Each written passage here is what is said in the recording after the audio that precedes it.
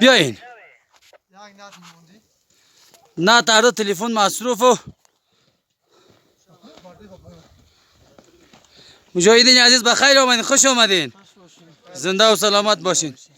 ایران موقعیت اخیری علاقای دیوسان که طرف خنبک نشیب میکنی.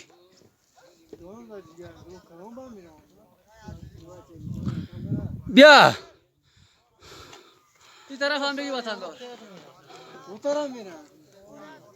برادر مجاهد اینجا کدام منطقه است؟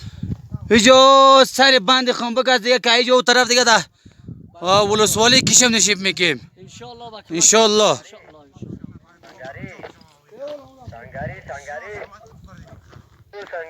الله اکبر.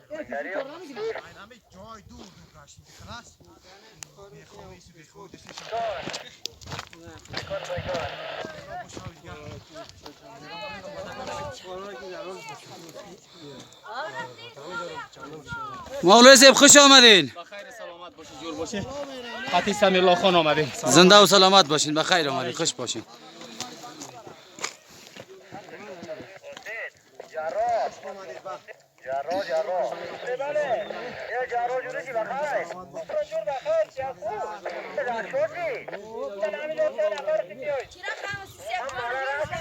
ای زنده و سلامت باشی باید ننمه جگر جانم. خب خوش آمدی.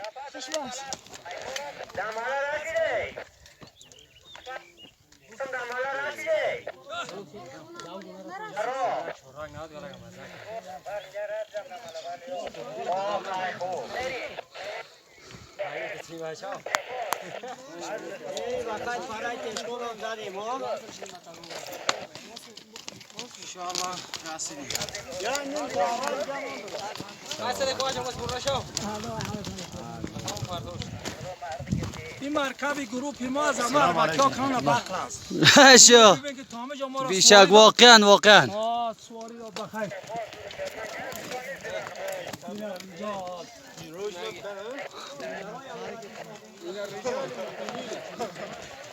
مولوی صاحب محترم خوش آمدین. زنده و سلامت باشین مولوی صاحب محترم.